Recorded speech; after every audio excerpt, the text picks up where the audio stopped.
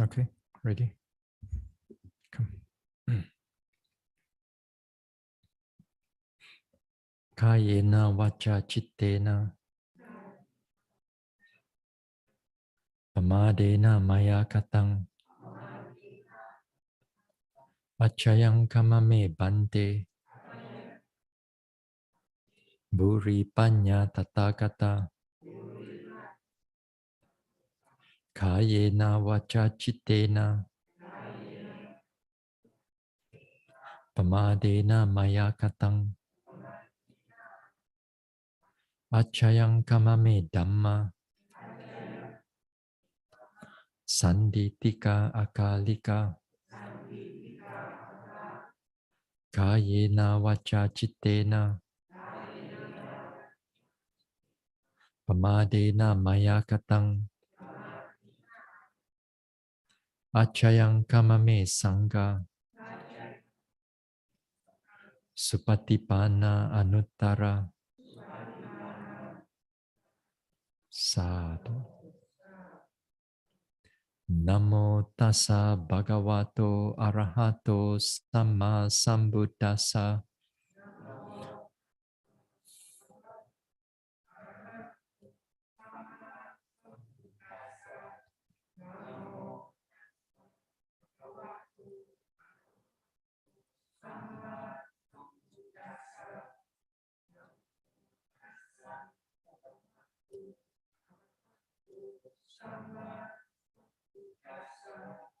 Buddhang saranang gacchami.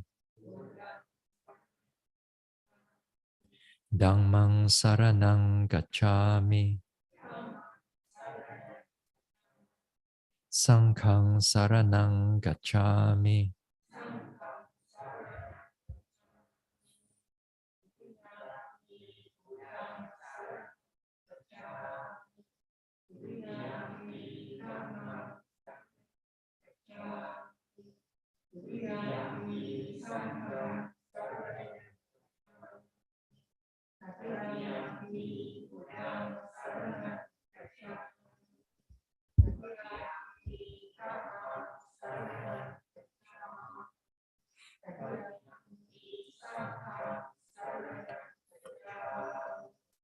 Tisarana gamanang paripunang Panatipata veramani sikkhapadang samadhiyami.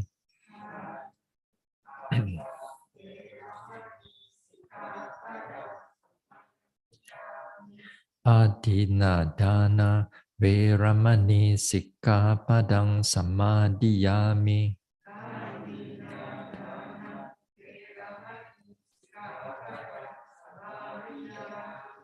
Abrahmacharya veramani sikkhapadang samadhiyami.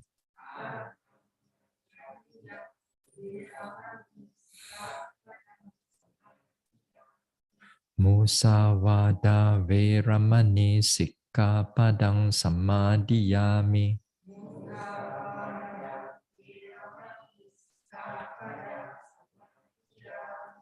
Sura meraya majja pamadatana veramani sikkhapadang samadhiyami.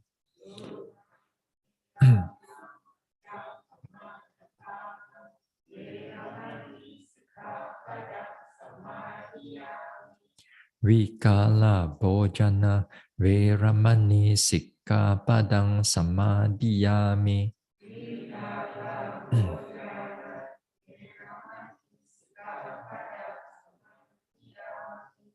Nacha Gita Vadita Visuka Dasana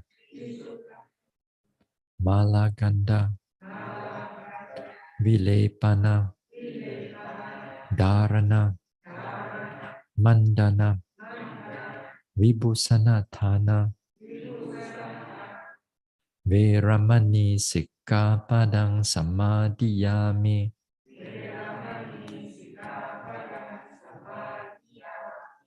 Uchasayana Mahasayana Veramani sikkhapadang Sikkhapadang Samadhiyami.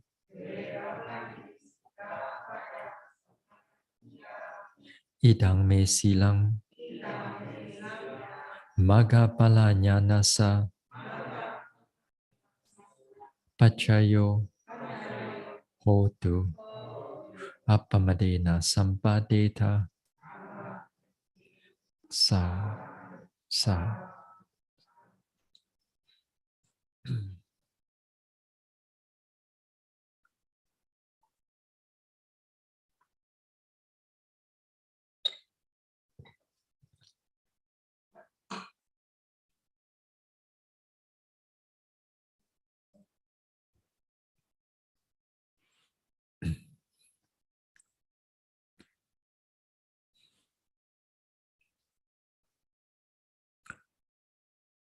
All right, let us do some guided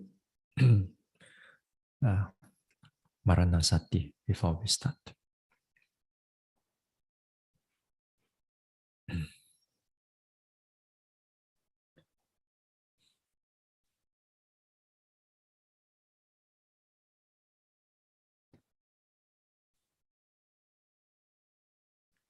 Right, let us relax. Relax the body. Relax the body. Keep the mind open, calm and peaceful. Being present here and now.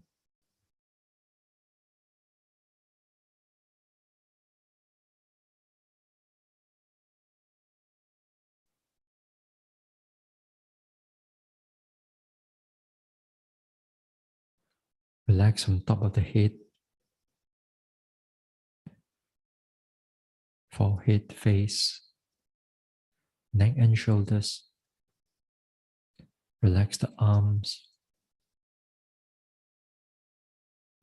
Relax the chest, stomach area, spine, back.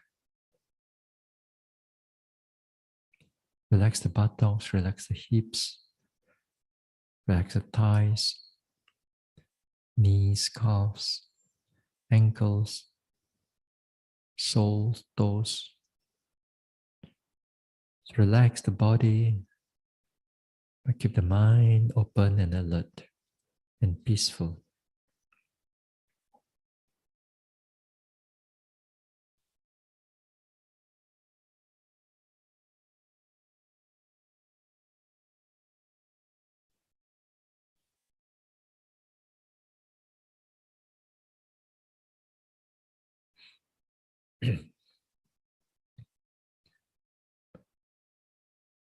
My life is uncertain. My life is uncertain. My death is certain. My death is certain. My death is sure to come.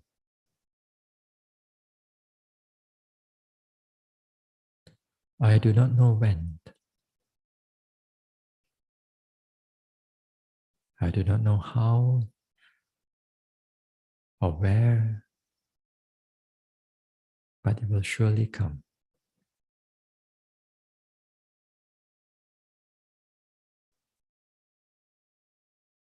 When death comes, it will take everything away. It will rob everything away. My possessions, my wealth,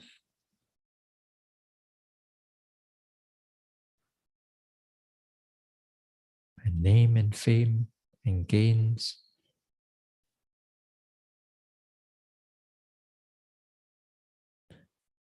all my loved ones will be separated and will rob my life everything away.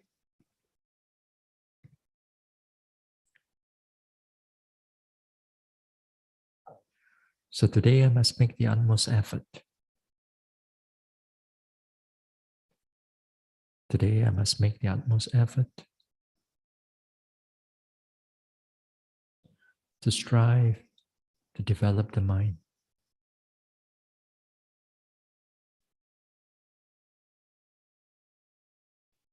to develop all the wholesomeness,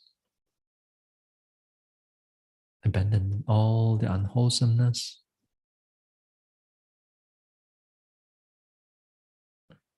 until I attain the enlightenment.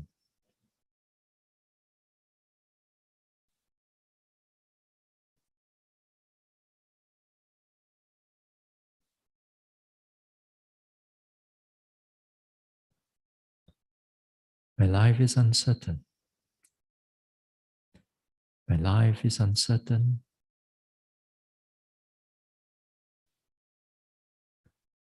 My death is certain. My death is sure to come.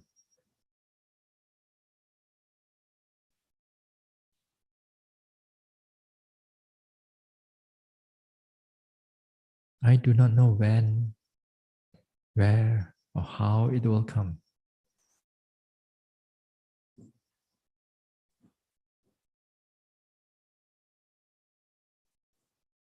But it may appear suddenly, tomorrow, day after, 10 years. I truly do not know.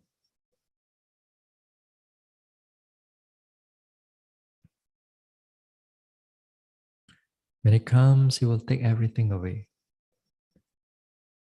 It takes all my possessions, my gains, my name and fame.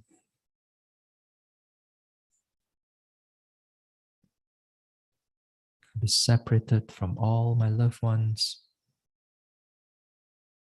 and it take away my life.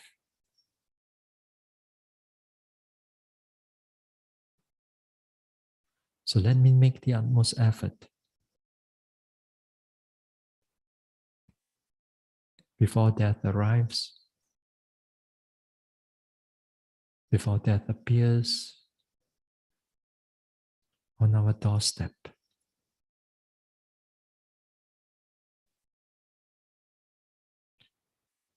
Let us strive. Let us develop the mind. Let us develop all the wholesomeness and abandon all the unwholesomeness before death comes and take everything away.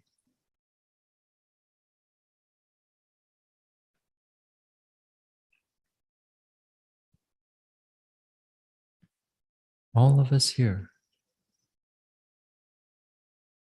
are subjected to death. Our lives are all uncertain, but our death are certain.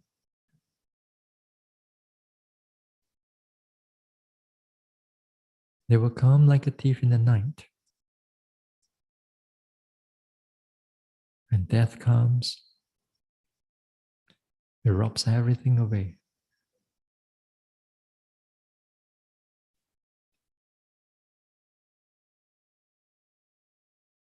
It robs our possessions, our wealth, our loved ones, our lives.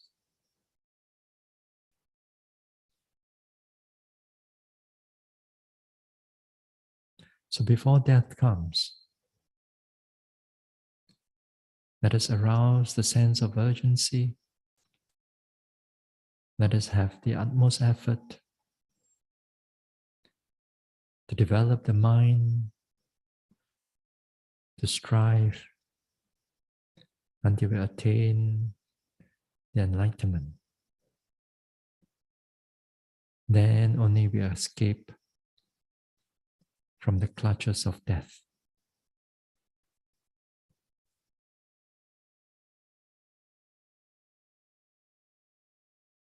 So let us develop the mind, develop all the wholesomeness, develop all and abandon all the unwholesomeness. before death takes everything away.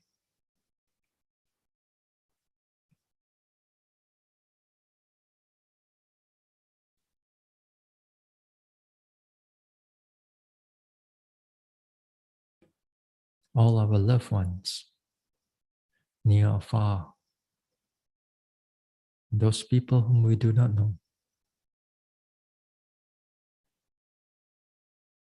and those people whom you like or dislike, they too are subjected to death. Death is sure to come for them. They too do not know when it will come, how it will come, where it will come.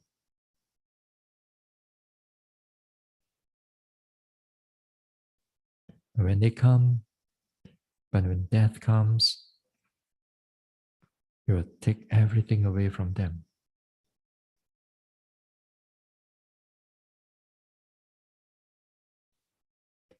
So before death comes,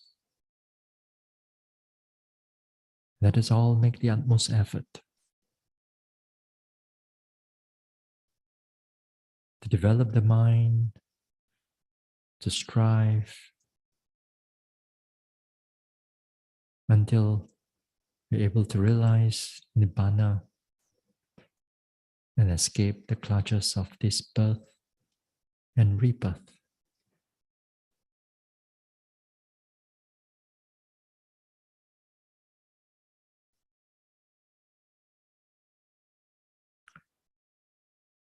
So let us all strive before death comes and take everything away.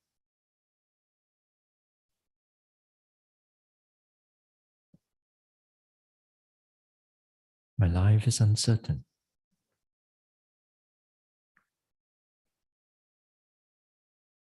My death is certain. My life is uncertain. My death is certain.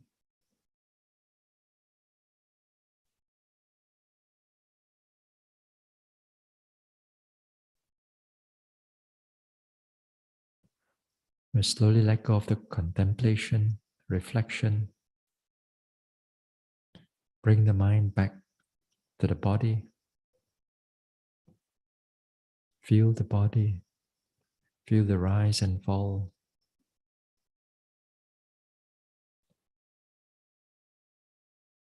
Being present here and now, then we slowly open our eyes.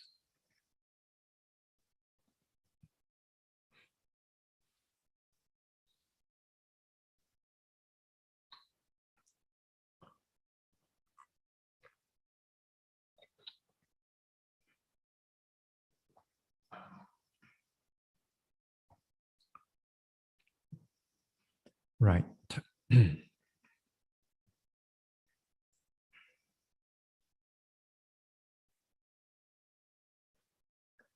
Yesterday we were talking about the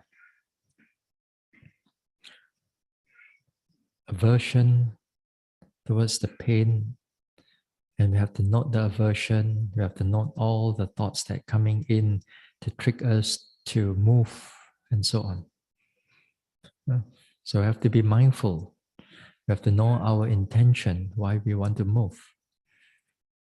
And especially when it's moving, we have to follow through how the sensation starts to disappear, starts to reduce. Then after that, we stay with that position and try to finish the whole sitting. Now, as best as possible, try not to move. As best as possible. Keep it steady. Try to finish it the whole hour without moving. Bear up as far as you can go. Then also, I also mentioned about the benefits. That one, when you note the pain, The pain itself, you need tremendous an energy to note the pain. But by noting the pain, you also create a lot of effort, a lot of energy. Yeah? Therefore, mindfulness also improves. Yeah?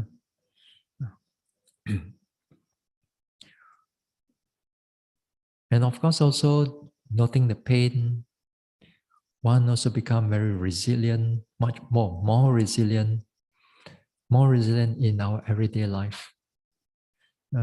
Because you'll meet with all kinds of dukkha, all kinds of difficult people, difficult situation. Then with that, our mind doesn't fall into too much aversion, more steady.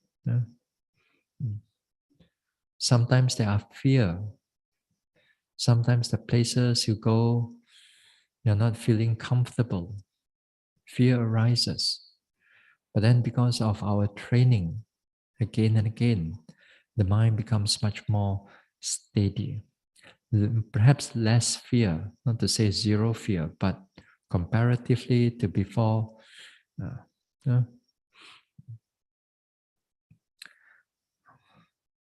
there are so many things that we're able to note the pain in our everyday life. But mainly we note the pain not because just for that. Those are the side effect, good side effect. But mainly we note the pain because we want to arouse, develop the mindfulness in order for us to progress further and further in the vipassana. Now, yesterday also I mentioned about the balancing, because we are still in the effort as a factor of enlightenment. So here, balancing part, the balancing part of the effort is more towards, we use it especially for the 7 factors of enlightenment. Because one of the biggest aspects of 7 factors of enlightenment is the balancing part. Most of our time we learn about balancing of the mind is between the 5 faculties. But the Buddha also mentioned about the 7 factors of enlightenment as a balancing also. And that it becomes a more elaborate type of balancing the mind. And it's interesting. The day, I think some days back, some talks back, I think I mentioned about in the 7 factors of enlightenment, the mindfulness stands on its own. Then you have investigation of Dhamma, you have Viriya or effort, then you have joy. So the second one, the third one, and the fourth one belongs to the effort group, okay? Or belongs to the active group, active state of mind. Then you have the 5, 6, 7. Then you have tranquility, concentration, and you have equanimity. So the 5, 6, and 7, this belongs to the samadhi group or concentration group, or more calm group. So here when it comes to the balancing part, let's say for example, when you are not enough, the mind is not active enough. You also can arouse by joy, which is the piti. Or arouse it by investigation of Dhamma also, if you want, if you know how. But most people will try to balance it with the effort, the actual effort itself. So too when it comes into the more calm group. So the other 3 also, you can use it as a balancing. But again, usually we are taught the balancing is on the concentration. But later part, when it comes to the time we talk about this one, we also We're going to go dwell into the tranquility and how this tranquility or even the equanimity, and we'll see how those things can able to balance the mind too. Yeah? It can, so therefore it can be very interesting, and you can able to tune the mind, yeah, towards the present situation, so that your mind or the noting mind is at the optimum level. Yeah. So here, yesterday we talked about a little bit on the effort. Yeah. So the effort, not the effort, the over efforting. Yeah. We talk about the over efforting, not just the effort. We talk about over efforting because most of the time, when it comes to the balancing, a lot of yogis tends to over effort. Over effort is a few things usually associated with yogis, because one of the main reason of association with this um, over efforting is because of they want to have a quick progress. You want to have a quick progress. So when once they have a quick progress, they make a very strong effort. How they make a strong effort, then how they apply the noting mind is like in the walking meditation. They begin to start off with the walking meditation with a super slow walking meditation. They do not think that first phase is important at all. They don't think about relaxation. They think about making the effort again and again. So with that, sometimes, well, actually a lot of times also, yogi tends to over effort, and then with the over effort, it comes with a lot of bodily tension, mental tension, a restless mind. In other words, you just cannot meditate. No, you just cannot meditate. Now there are places that during in the Dhamma talk, there are the teachers. The teachers will sit down there and say, every talk lah, effort one, effort, effort, effort, effort, effort. Every talk, effort, effort, effort, effort, effort. So when they talk about it, which is not to say they are wrong, but the thing is that sometimes the listener, when it tends to take in, then they over push themselves. They over push themselves. So when they over push themselves, then in like 2 weeks, 3 weeks down the road, during the meditation, a lot of them end up with a lot of tension in the body, in the forehead, in the neck, in the shoulders. So after that, they cannot meditate. I've seen a number of people like that. I've seen a number of people but the thing is that time I know what is happening, but we don't go and teach them, we are yogi also. So we know what is happening. We know, for me at least, I know when to push, when to relax, when to push again. But for a lot of people, it's tend to just keep going and going and going and going and going.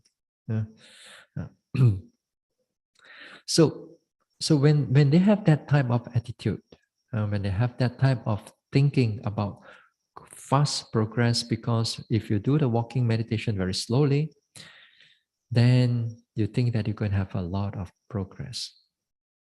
First few days, if you do that, it's okay. First few days. If you come to a retreat time, let's say, then you do a little more on your third phase, let's say. You do it slowly, you try to pay attention to everything. Then it's quite okay, because that time, there's not much of mindfulness in the beginning part. But as you begin to go into like 1 week, 2 weeks, then you got to be careful with that strategy of yours. because that strategy, you're going to over effort the whole meditation. Because we are in the continuous day after day. We are not just only come here 1 week and then we finish and we go back. So here, when we are going into a long retreat, so there is that we need to relax, we need to push, we need to relax, we need to push, we need to relax, we need to push. So when to relax, when to push, again, this is a lot to do with trial and error. Hmm? Hmm. Next thing. So, yesterday also I did mention, yeah, yeah. As I said that during in the walking meditation, especially when you are going into a number of days already, the walking meditation should be like you must able to change your speed, learning to change your speed rather than just stick on to a same speed all the time. Meaning that you want to start off with, if you wish to start off with the first phase, fine. But after that, let's say within like 10 minutes, you already come down clear, straight away you can go into your third phase. But after you do it in the third phase, you feel that the mind is a lot of thinking coming up. Then perhaps you go a little bit faster. Then you go back to second phase. Then no problem. Then after that, you notice that the mind comes down, still clear. Then okay, with that, just continue with that one. Then if you feel that the mind comes again, then you go back to the third phase. You see, there's always, you can change if you like. Yeah? Uh, Generally, with the rule of the thumb, yeah, generally, is that when we do this type of meditation, we walk, sit. Usually, when we get up, it's better to relax the body first. Usually, yeah. Usually, most of the time, it's good to relax the body first. Yeah? Go to the toilet, be mindful, and you go to the toilet. Stretch out a little bit, and then after that, when everything is ready, then be mindful, and then do the walking meditation, and then learn to feel, and then after that, you go into slow phase. When with the slow phase, then here, don't try to be too stubborn. Once some yogis, and once you go into slow phase, they don't want to go to any faster phase anymore. Uh, that also can be a problem when it comes to concentration. At that time we'll talk about it. Anyway, as I said, during the walking meditation is about learning to be flexible. Learning to be flexible when at times you need to push, you push. You can push longer, you push longer. Sometimes you cannot, you relax it a little bit. So there's a lot of things we can do during the walking meditation. But once in a while, if your sitting meditation, let's say, is good, right to the end of the sitting meditation, everything is very clear.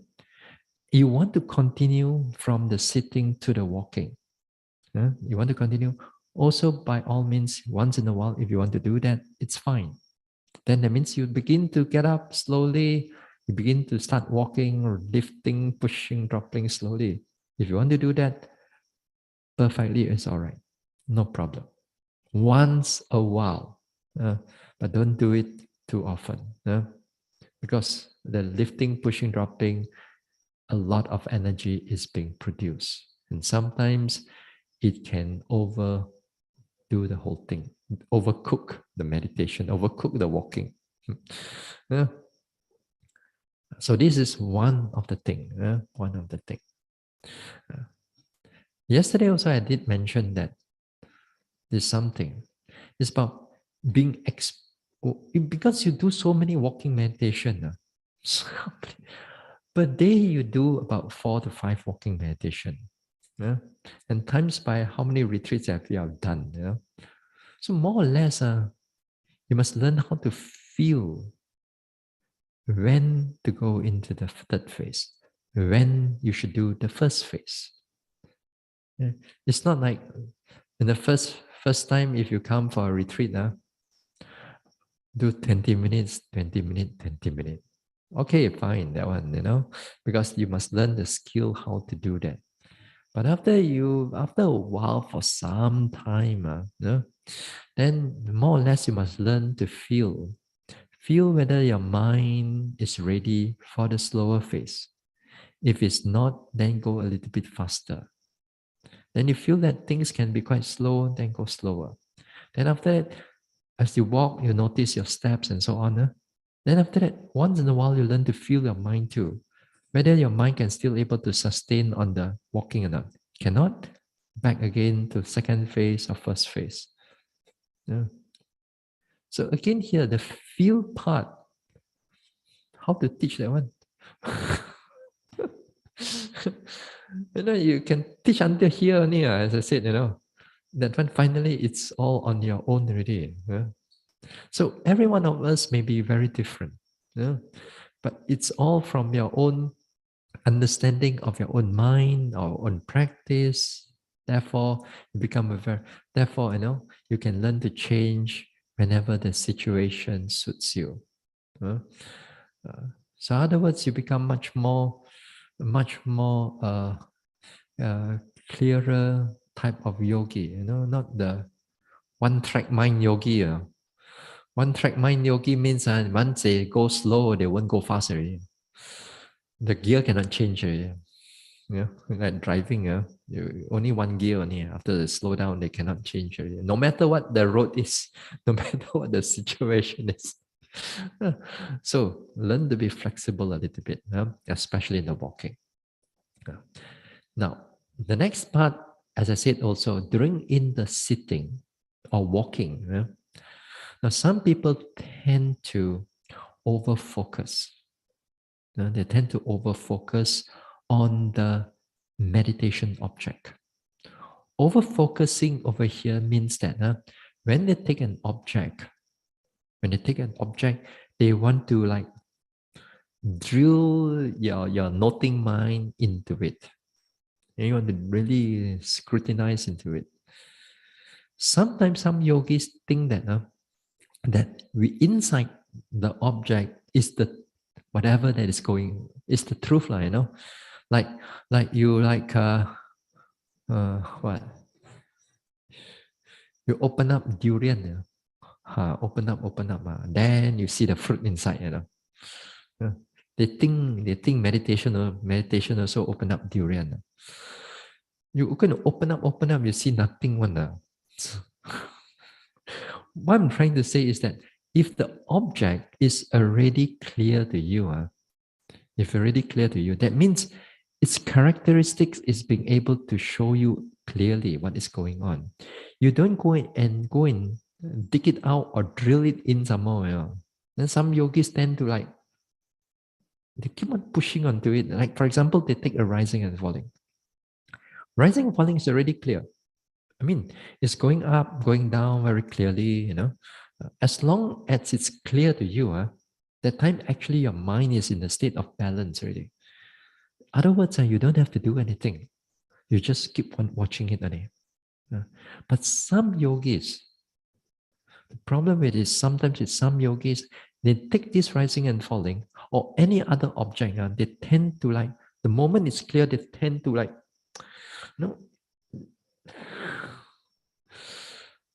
and then it becomes a habit. Once that becomes a habit, every time they sit, every time they walk, or every retreat they come back, they have that same attitude, and then they keep on pushing and pushing and pushing until the whole mind goes into a lot of tension, a lot of pressure. And after that, cannot meditate. Cannot meditate at all. So these type of things are, although the yogi can meditate, generally can meditate, but with this type of attitude they have on the noting part of it, they can end up giving up on this meditation itself. Totally give up. And I've seen, too bad, I've seen monks fall into that category. I've seen yogis fall into that category. In the past, before I was teaching, I've seen monks and nuns, and monks are monks. I've seen people who can able to meditate, starting off with rising, falling, and so on. But somehow or another, they get stuck. They get stuck. Usually that I know of is where the imbalance of the faculties they cannot able to handle. As I said, one of the skills that you have to develop, a major skill that you have to develop is on the balancing part.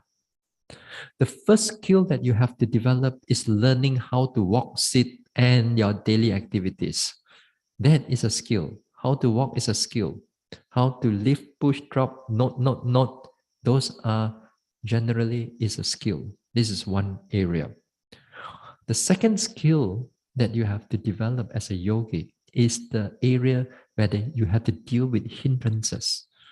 All the sleepiness, thinking mind, doubt, anger, this is another big area you have to deal with them. Again, here, this one also sometimes yogi fall because they cannot deal with their aversion.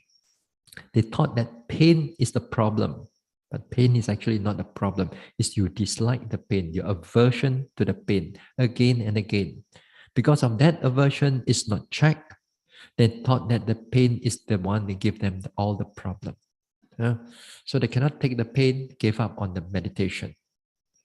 So the next group, the next area where the skill is developed, where the fine tuning of your whole noting mind, your walking, the sitting, daily activities, also the fine tuning is where you come in as a balancing of faculties. This area is where a yogi goes into a longer retreat. Then this area is where you begin to master this type of skills. You cannot do this, not you won't able to do it well. Not to say you won't do it at all, but you won't able to do it well if you don't go into a long retreat. The long retreat is where the balancing of the skills, balancing the mind is where it's going to take place. Because you are doing it, your concentration, effort, everything after a week or two is already that high already. It's already quite high already. So more or less, it's like that already. So therefore, we must not over push or under push. Uh, uh, so this is one area. As I said, the yogi tend to over push the noting itself, and then it gets into a lot of tension, a lot of problem. Uh, what else? What else? Usually, we don't have to talk about under effort. Because it's under effort, that means you're not doing, either the sleepiness comes in. Sleepiness comes in because it will take away all the effort.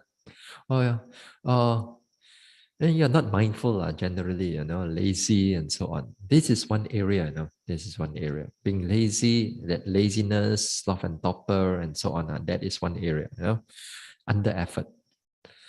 Another type of under effort is like, it's not that you don't have effort. It's that your effort is not enough to balance, especially the calm area. Other words, that one too much lah. The concentration can be too much, or the tranquility can be too much, and you still have effort, but you're not able to match it. So under lah. But you still have, not to say you don't have. So we don't have to talk about that yet, because we're going to deal with that during in that the calm group that time. We're going to deal with that in a calm group. So that one is this one. Now, the next thing. Yesterday also I did mention about all of us, all yogis, when you come for a retreat, whether you are in a long or short retreat, even in the beginning itself, right from the beginning when you learn to how to walk and sit and so on. Although I say it's a skill, but in a way that behind it also, it's still a balancing also. In a way, it's still a balance also. Yeah. You learn how to walk, you learn how to sit, you learn how to walk, sit, walk, sit, walk, sit. It's kind of a balance also. Yeah. You cannot overdo the whole thing. You overdo again, it becomes too much. Or sometimes some yogis overdo certain things, the whole mind become blank. Then also they cannot meditate. So now, the thing is that, as I said, all yogis will definitely goes into imbalance of the state of mind. The noting mind goes into a state of imbalance. You cannot run away from it because the state of mind is impermanence and they arises due to conditions. So all these conditions, sometimes they go haywire, then your whole noting mind goes into also haywire. Yeah? So how do we detect them? How do we know that at that moment of time, the mind goes into imbalance already? Yeah? For example, let's put it another way. If you have COVID, let's say, what are the symptoms? Yeah. So you have a COVID, what are the symptoms? Perhaps you got fever, perhaps you got sore throat, perhaps you got this and that. So agak lah, maybe lah, I know, COVID 来了咯，agak lah, you know. So the same thing, when you go into overbalance, over efforting, so what are the symptoms that is coming in to the yogi? And that's the nature of how we become more sensitive towards our mind and the body. How become more sensitive towards them and begin to catch hold of their little tiny thing that it comes up before they go into too much. That would be very good, isn't it? Uh, uh, so sometimes nowadays with little coughing only, they eat a lot vitamin C lah, vitamin D lah, what the Chinese herb lah, whatever can muscle already. So too the same thing here. So too when we have all these things, we learn how to again to rectify the whole situation. Now, one of the symptoms that is going to come up, of course, this is the restless mind. The mind is not just only restless, but sometimes it comes into the action of the body. Your body begins to fidget. Let's say you are walking meditation. You do walking meditation, while in the third phase. Let's say you're in the third phase, and then there starts a lot of thinking. Is like you're still able to note, not to say that you cannot note, but the thinking is like at the background, hovering upon it. It doesn't, you try to not, you still know that it's still around there. You try to walk, you see lah, walk, it's still around. Sometimes yogis, because of that, yogis tend to be very impatient and non-accepting of this type of thoughts hanging around. So what they do, which is actually which is a problem that is going to increase a lot of effort now. So they try to push the mind onto the object stronger and try to cut the thinking off. So the thinking is like the thinking is like hovering around, and then you try to suppress that thinking by put the mind into the more walking sensation. Let's say lift, push, drop, and then you try to notice it very clearly. How come this one don't stop yet? Because you want perfection. You want sui sui, you want perfection in the walking, no thinking around. Then that's the problem. One of the problem. Yeah. So these things happen. When these things happen, try not to go into over push your thoughts. Oh, sorry. Don't over push your noting of your lifting, pushing, dropping. Not that your lifting, pushing, dropping is not clear. They are clear. It's just that right now, effort is already begin to come up a little bit at the background already. So, other words, it comes up with a little bit of thoughts, and the thoughts are hanging together with the lifting, pushing, dropping. Yeah. So that time, you must learn to accept them. You learn to accept them. Other words, you still can able to notice. Other words, your mind has to notice a little bit on the walking, thinking, walking a bit, thinking a bit, walking, thinking, thinking. Yeah. But a lot of yogis feel that bosong na, bosui because it's contaminated. Uh, all a lot of this thinking, all kacau ni. So with that, now you see, sometimes with a little bit of non-acceptance of these things, then we get this one. So next time when it happens like that, take note of that thoughts that is coming together with it. You pay attention to it. Now, this time, these are the small little symptoms is coming in. If you learn to accept them, just stay with it for a while. Sometimes the thoughts you just pass through, and then your mind just can able to stay with the lifting, pushing, dropping.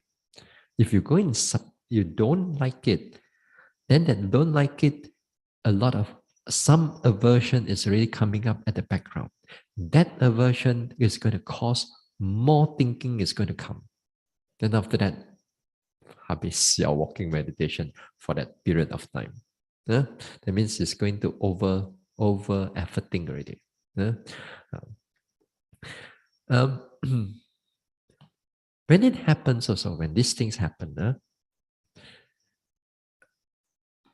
these are when the thoughts are hanging around and you're still walking. This is the beginning aspect of it's going to go into imbalance, but they are not really in balance because you still can able to note something, but you have to be careful already. You have to be careful already if you're too suppressive of it, it's going to go into it. So what can you do at that moment of time? Now, at that moment of time, either you go a little bit faster or you change to a secondary object. Yeah, you change to a secondary object. Sometimes a secondary object is very helpful in order just to release the mind from the over efforting. The secondary objects in the walking meditation. At the same speed that you are walking, but now you notice your knees are moving, or your hips are moving, or your shoulders are moving. There are so many parts of your leg that are moving actually. Sometimes you can take the whole leg is moving.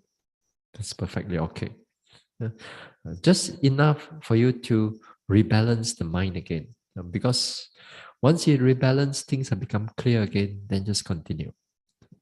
So as I said, these are the little symptoms.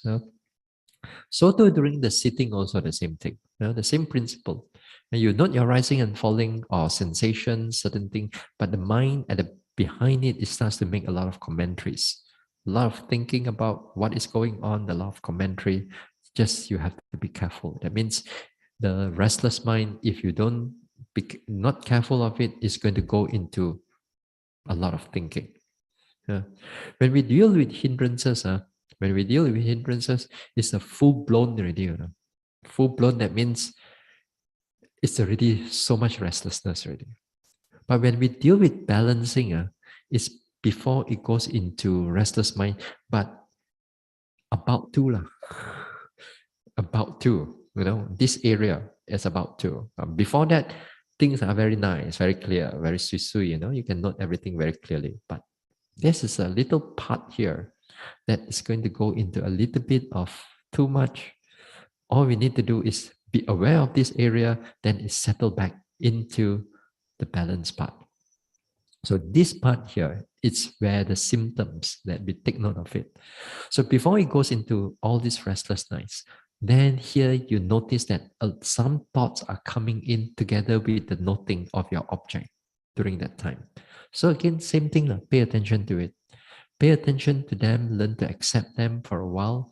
Don't push the thoughts away. Just be aware of it that they are there. If they disappear, then well and good.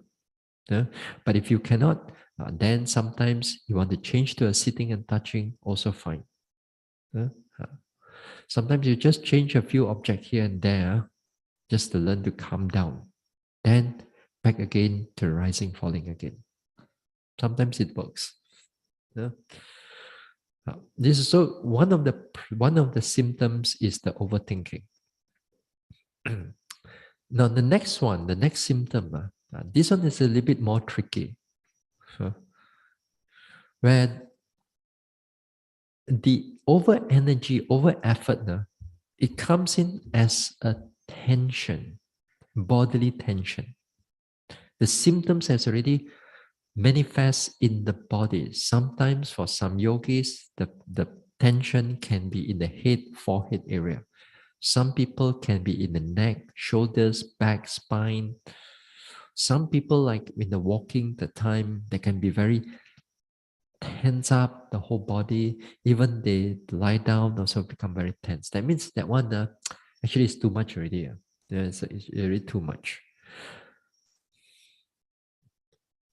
But the thing is that how are you going to differentiate that certain tension, it's because of over effort, and certain tension is because it's just a normal unpleasant feeling. Ah. Ah. Because tension is unpleasant feeling.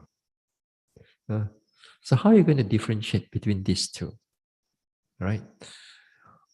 One of the criteria to differentiate these two is that when is there's body, a lot of bodily tension, then your mind is not alert, your mind is not clear. That the noting cannot be done. The noting cannot be done because after all, the balance is not there already. So the noting cannot be done. So you cannot able, the type of tension, more or less, it's a imbalanced type of tension that comes in up onto the body already. The other type of tension is that when you note it, you're aware of it, you can still able to notice what is going on there. That means a changing, your mind is not going to thinking, and then there's a pulling here, tension there, tightness here, and so on. That is normal, unpleasant feelings. This is not over this one yet. Because if you're not sure between these two, then every time small little tension, wrong already. Every small little tension come in, but they say over effort. Yeah. You see, balancing goes into that area, an area where a lot of times you don't really notice it. So it goes into a very tiny part area. It's just to know that how your mind is respond to it. If your mind not able to respond to it, then more or less it's this one. Normally, even sometimes the tension of the body arises, a little bit of pulling arises, and so on. You have to learn to bear with it also. There's no such thing as zero tension in the meditation. You are striving here throughout the day. Some parts of the body sure got pain here and there.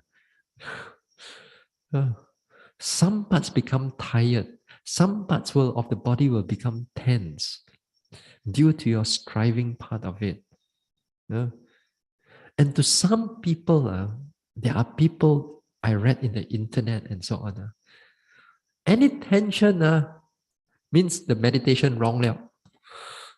see, every meditation is gone. Meditation must not have any tension at all. Sit down there, everything must be fine, peaceful, calm, song. That's how nowadays the internet, the Facebook, YouTube, whatever. In the book also, Dharma book also. So meditation will be very calm. There's no tension at all. Any tension, that means your meditation wrong already. That's how things are going into it now. So I'm not saying that here when it comes in attention.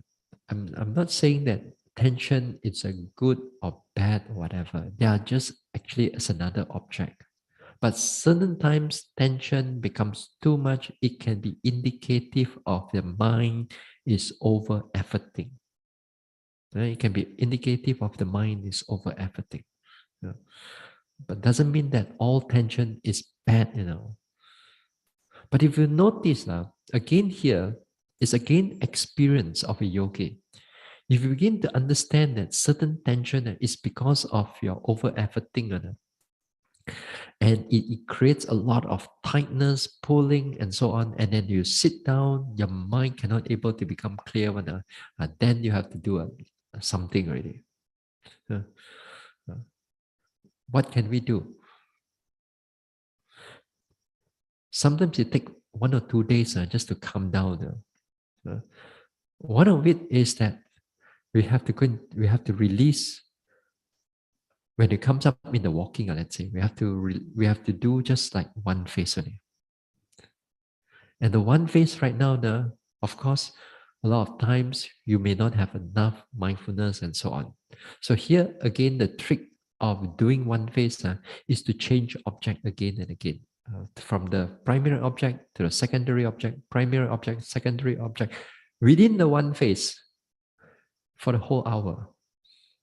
And then next walking again, we still do like that. Just to keep it, to release all the tension that is built up, to release all the effort that is over effort that is built up. Sometimes it may take you a day or two, or sometimes 3 days. So it can be that much because we build up again, as I said, we build up on this meditation day after day, day after day, day after day, day after day. So that is where sometimes we need to learn to reduce everything, just like that. Then after that, everything good, well, clear, right step, left step, lifting, pushing, dropping, all over again. Then everything from rebalance it back to again, everything become better. That's why, as I said, you need more days over here during the retreat. Then only you learn something, because in retreats there are a lot of all these things. Sometimes it takes 2 or 3 days just to recover. Sometimes. So this is one thing, the tension part. There are times also, sometimes some yogis, they mention when certain times they are over effort, the tension feels different when they are and compared to their over concentration. And then again, it feels different. When it comes to over concentration, there's also tension builds up in the body.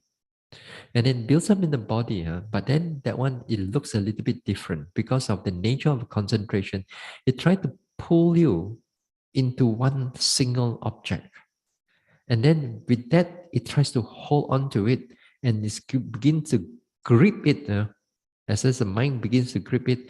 And the time you try to note other object, your mind doesn't want to go it. It doesn't want to go away. It's still holding on there.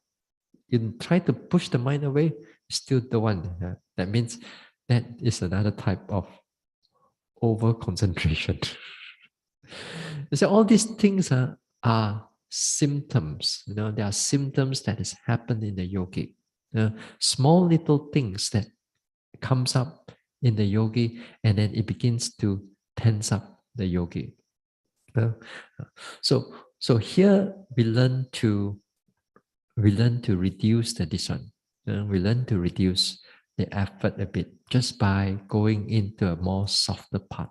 Uh, uh, a lot of us,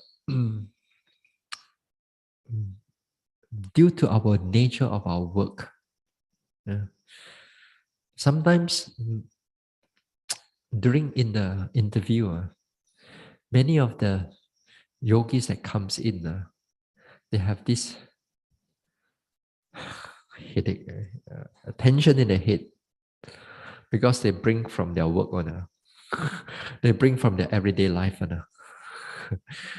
Because they already have all this little tension here already. When you sit down, it becomes a prominent object. Right? It becomes a prominent object because you deal with you have to deal with computers, deadline, you have to deal with people. That's the worst actually. And all these type of things, and over time it builds up upon those tension in the head here and there. Yeah. And therefore it's already kind of like it's already there. So when you come into a retreat that time, then a lot of times instead of rising and falling, the prominent object is all here. Yeah? Or a lot of pulling around there. Again, this type of things, you cannot run away from it. You have to, again, you have to learn to accept it and note it. And you have to note it. Now, usually, this type of unpleasant objects, this type of unpleasant objects, when it's already there, this is not like leg, you shake a little bit, okay, over. This head, you turn here also got, you turn there also, you turn up also got, pull it. You're not gonna, the head one is not gonna run away. So what are you gonna do this time?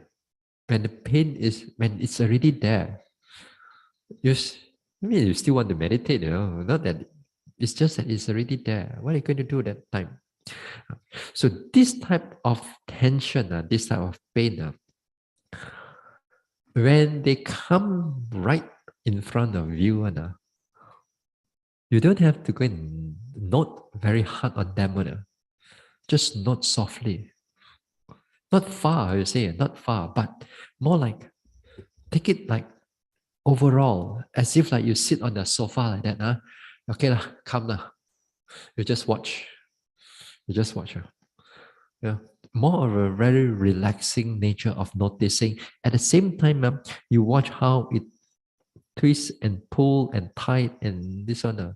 I also have those type of those type of tension also once in a while. It comes up.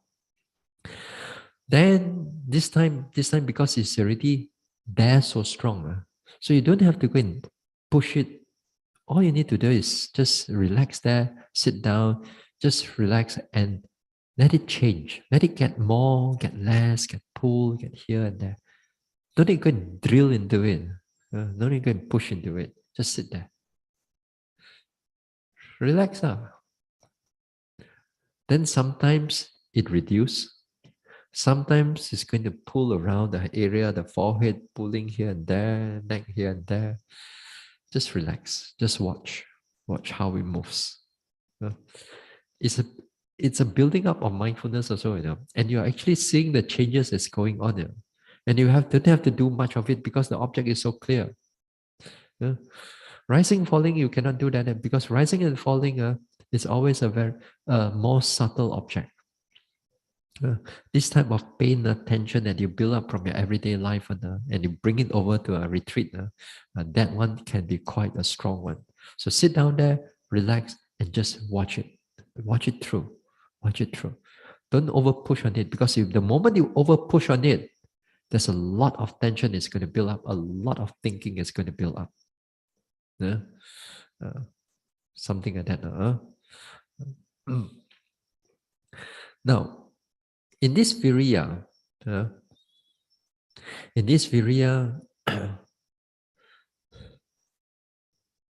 the more that, the more mindfulness that you have, the more mindfulness that you have, it's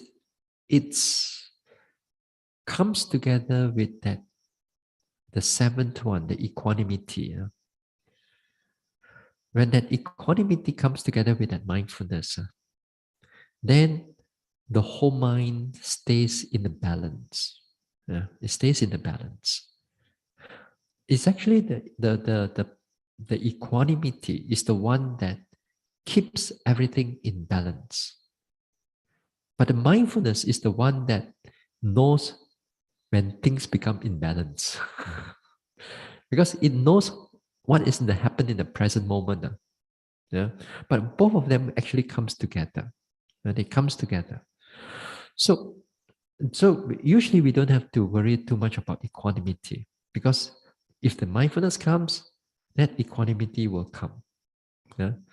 So the trick here is that when your object is clear to you, you're not drowsy, you're not overthinking, and object is already clear. Let's say it's changing, it's the rising and falling, it's going sideways, it's pulling a little bit, twisting a little bit.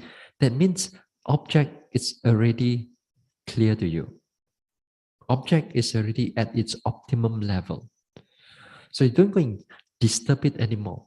You don't go and disturb it anymore. Try to make a stronger effort. Try to note the rising and falling even more clearer.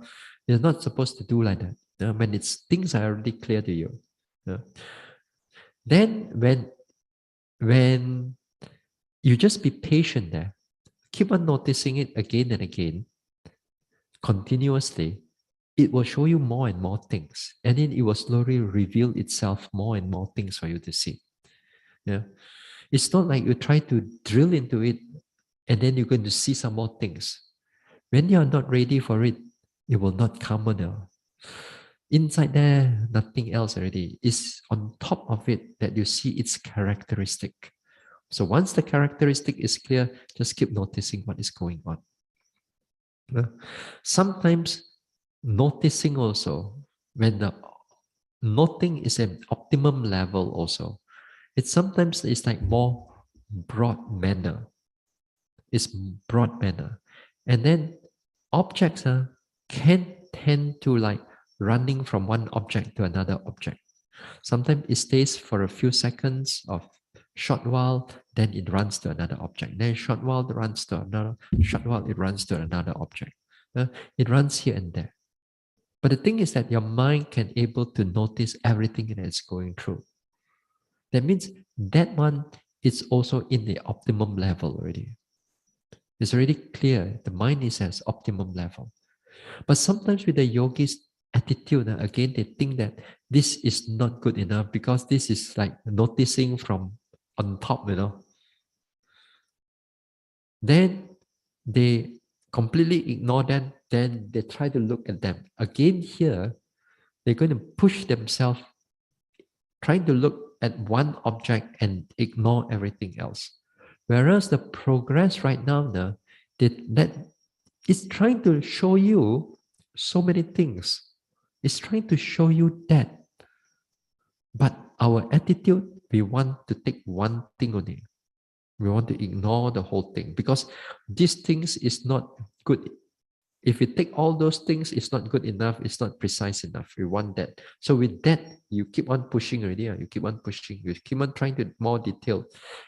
Then you keep noticing very detailedly what is in the object, but you forget about the effort is already actually going stronger and stronger after that. Overthinking again. You see, a lot of times objects, you have to see them as they are, really as they are, not as what you want. Uh, so that one is a small little things here and there, how we keep our mind in a state of balance. All right. Okay, we'll stop here for tonight. Right. Tomorrow we have a Q&A. So again, you can the boxes after that take it to the respective area. Huh? Let me see. So, hey, hold on, everybody. Where's my? Oh, this one I close. Hold on, Okay, okay.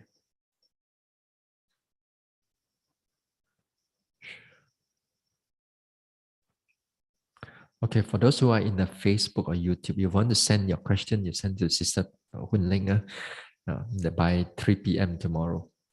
So for the rest of the yogis here, then the boxes is over there.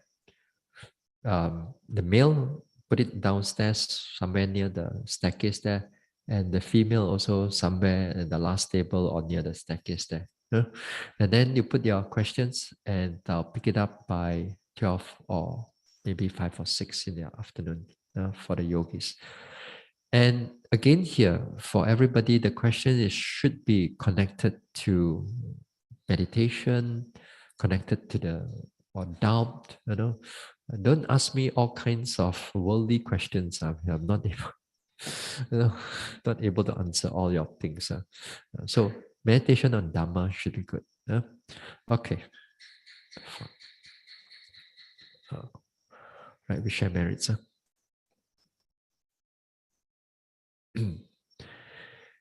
Idang me bhavanang nibbanasa pachayo hotu. May my mental cultivation be a condition for the realization of Nibbana.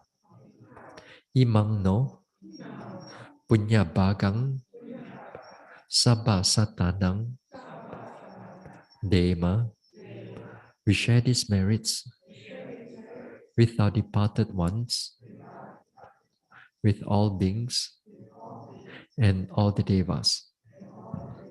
Sape satta sukhi hontu anumodantu. May all beings be happy. May they rejoice in these merits. Sadhu, sadhu, sadhu.